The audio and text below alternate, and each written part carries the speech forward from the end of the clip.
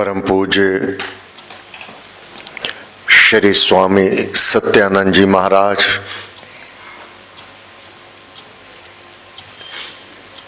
श्री राम शरणम के संस्थापक, अपने जीवन काल में ही अपनी गद्दी, अपना उत्तराधिकारी परम पूज्य श्री प्रेम जी महाराज को नियुक्त किया। परम पूज्य श्री प्रेम जी महाराज ने आगे किसी की नियुक्ति नहीं की।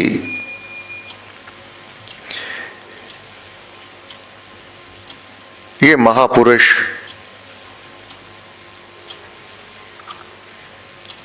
हम सबको नाम के साथ जोड़ के गए हैं। परम पूज्य श्री स्वामी जी महाराज ने कहा, इस राम नाम रूपी मंत्र में बड़ा बल है, बड़ी शक्ति है। यह तो सर्व शक्तियों का स्वामी है।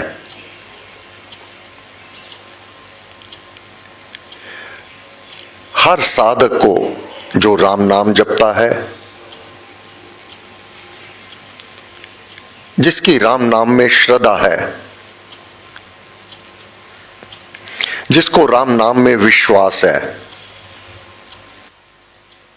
और नियम से जपता है,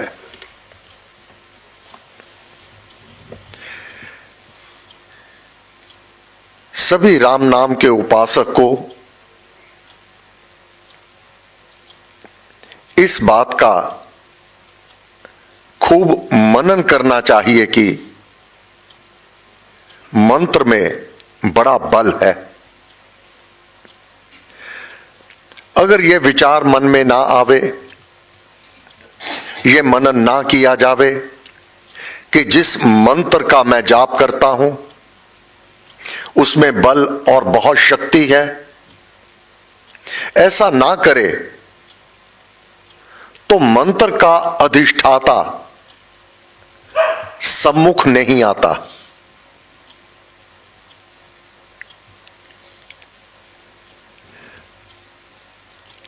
अब आप राम नाम जपने लगे तो समझना चाहिए कि मंत्र, ये राम नाम बड़ा बलवान है। इसको यूं ही ना समझ लेना।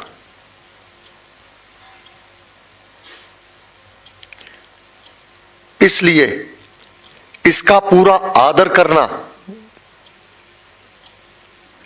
सबके सौभाग्य में विधि अनुसार नाम दीक्षा नहीं है।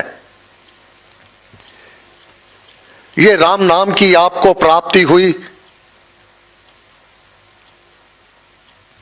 परम पूज्य श्री स्वामी जी महाराज ने राम कृपा अवतरण में ही वर्णन कर दिया है। मंत्र धारणा यूं कर, विधि से लेकर नाम। आज ऐसा ऊंचा भाग्य मानव का नहीं है कि वह विधि पूर्वक नाम दीक्षा भी ले जावे, उसको प्राप्त हो जावे नाम दीक्षा विधि अनुसार।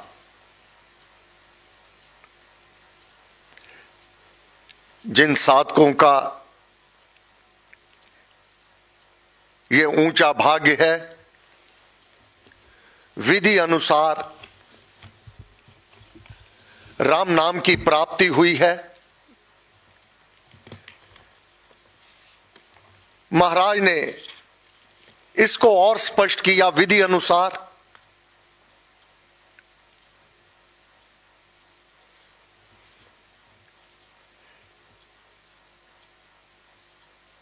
यदि किसी अनुभवी मनुष्य द्वारा परमेश्वर का मंगलमय नाम लिया जाए तो भक्ति प्रकाश 419 पृष्ठ, चौथा खंड, कथा प्रकाश, सिमरन प्रकरण, पहली कथा परम पूज्य श्री स्वामी जी महाराज की। परमेश्वर के पतित पावन नाम को वाणी से अथवा मन से जपना सिमरन कहा गया है। यदि महाराज के शब्द हैं, यदि किसी अनुभवी मनुष्य द्वारा परमेश्वर का मंगलमय नाम लिया जाए तो उससे अंतरात्मा जग जाता है। स्पष्ट महाराज ने कहा, यदि किसी अनुभवी मनुष्य द्वारा, और कोई साधन नहीं नाम दीक्षा का महाराज की पद्धति के अनुसार। अपने प्रवचन में 1953 में परम पूज्य श्री स्वामी जी महाराज ने मंत्र दीक्षा की पद्धति बताते हुए कहा, मंत्र दीक्षा के समय वचन लिया जाता है। अब वचन कोई जीवत जागृत अनुभवी मनुष्य द्वारा नाम देने पर ही यह वचन लिया जाएगा।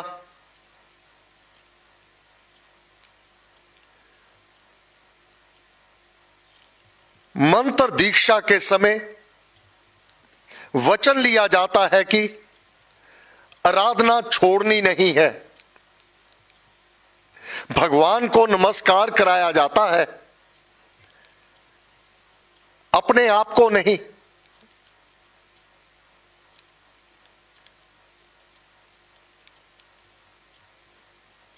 भगवान का आवाहन करने के पश्चात उसे नमस्कार किया जाता है और विधि पूर्वक नाम दीक्षा दी जाती है। यह है महाराज की पद्धति। इसके अतिरिक्त नाम दीक्षा का और कोई साधन है ही नहीं। महाराज ने कहा,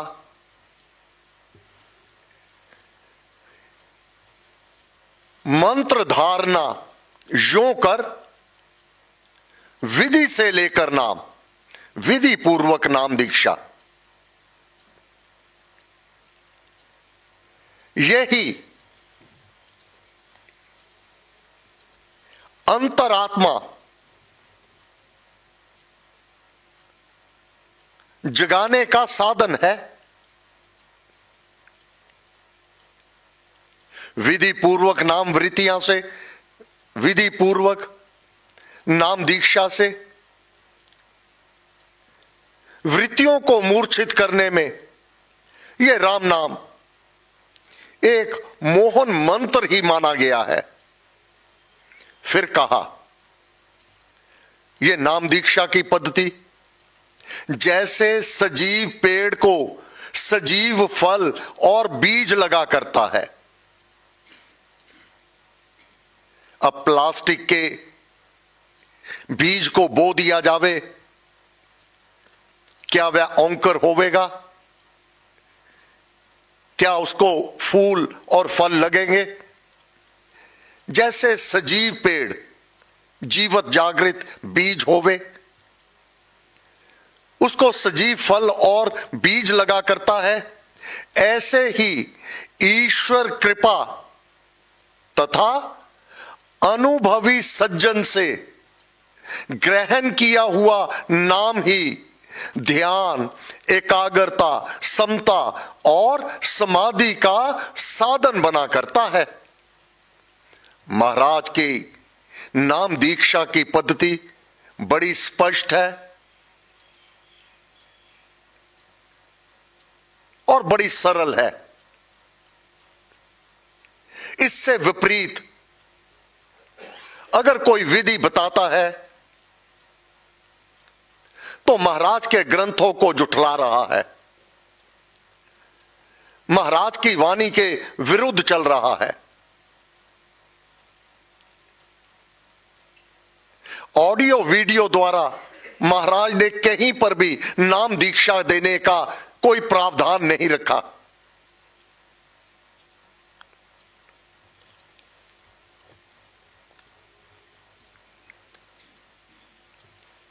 विधि अनुसार नाम दीक्षा लेकर जब आराधना करने के लिए बैठो तो नमस्कार करके बैठो। आप तो उस देव के सामने बैठते हैं जहां एक नहीं संसार भर की तरंगें आती हैं। मैं तो कहता हूं परम पूज्य श्री स्वामी जी महाराज, विधि पूर्वक नाम जब ले लिया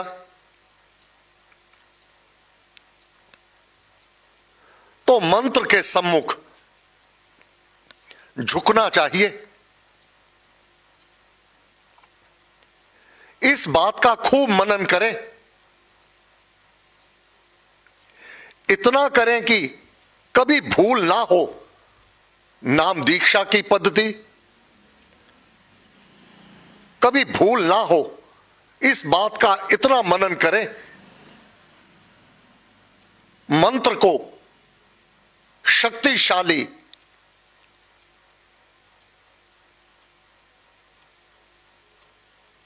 पूर्ण रूप से अपने हृदय में विश्वास रखें।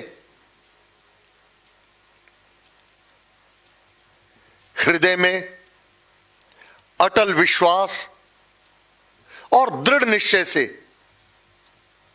ऐसा मनन करने पर फिर दूसरी जगह जाने की आवश्यकता नहीं रहती। दूसरी जगह क्यों जाए कोई? प्रवचन पीयूष स्थाई पृष्ठ मंत्र योग में 1953 में परम पूज्य श्री स्वामी जी महाराज अपने इस कथन को कह रहे हैं।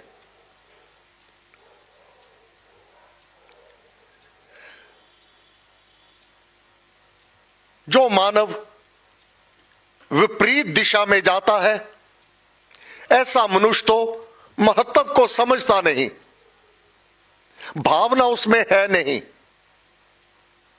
मनोमुखी है वह।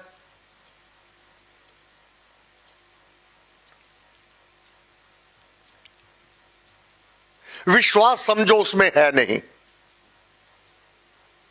मानो वह तो भक्त नहीं है।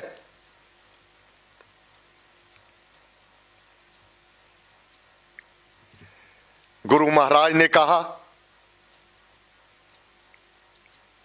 जिसने राम नाम रतन पाकर फिर इधर उधर को विचारा नहीं, अर्थात अन्यंत्र भटकता नहीं, अन्यंत्र भटकने वाला भक्त नहीं। परम पूज्य श्री स्वामी जी महाराज कहते हैं, मेरा तो निवेदन है कि कृपा का आवाहन करना चाहिए। यही निश्चय होना चाहिए कि कृपा अवश्य होती है। जिसको नाम दिया जाता है उसको कहा जाता है कि छोड़ोगे तो नहीं। अब हां या ना का उत्तर कोई प्लास्टिक का उपकरण तो ले नहीं सकता। ग्रामोफोन पर उसके सम्मुख हां और ना बोलना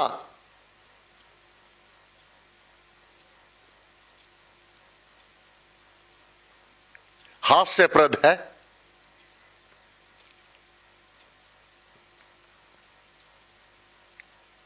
मेरा तो निवेदन है कि कृपा का आवाहन करना चाहिए। यही निश्चय होना चाहिए कि कृपा अवश्य होती है। जिसको नाम दिया जाता है उससे कहा जाता है कि छोड़ोगे तो नहीं, जपा करोगे तो उसको और उससे हां में उत्तर प्राप्त करने के बाद उससे राम नाम को नमस्कार कराया जाता है, अपने आप को नहीं। ग्रामोफोन को नमस्कार नहीं होता।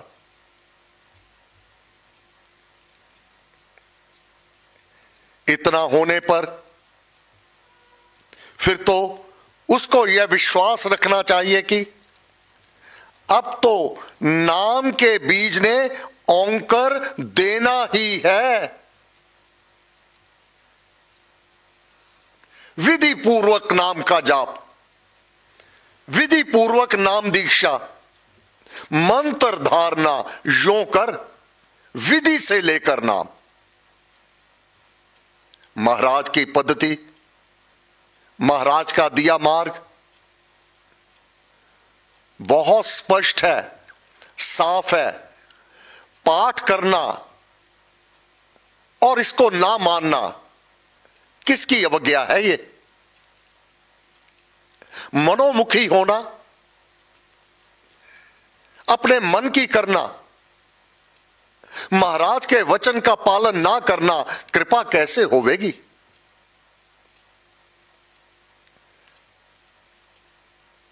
आप तो विपरीत दिशा में चल रहे हैं,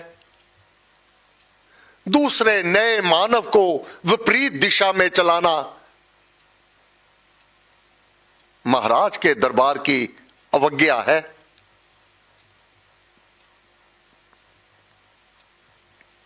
महाराज ने कहा,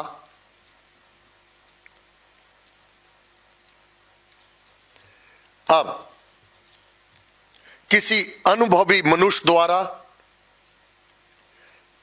लिया गया राम नाम वह बीज उल्टा हो सीधा हो, बीज तो औंकर देता है। यदि वह फिर भी अवज्ञा करता है तो उसकी भारी भूल है। हमारी दीक्षा में यह तो रहस्य की बात है, किंतु मैं देखता हूं कि अधिक मित्र ऐसी भूल करते हैं। यह तो जो भगवान की कृपा से प्रसाद प्राप्त हुआ वह ही दिया गया। इस नाम दीक्षा के प्राप्त के पश्चात महाराज कहते हैं, यहां मेरे मित्र ये आश्चर्य करते हैं कि जो योग साधना करते हैं वे बड़े यत्न करते हैं, मस्तक सिकोड़ते हैं, आंखें दबाते हैं, आदि आदि। उनको आश्चर्य है कि भगवान की कृपा के इस नाम प्रसाद से प्राप्त बहुत ही सहज कैसे हो जाती है। नाम दीक्षा के पश्चात राम नाम के जाप से उस परमात्मा की प्राप्ति इतनी सहजता से कैसे हो जाती है।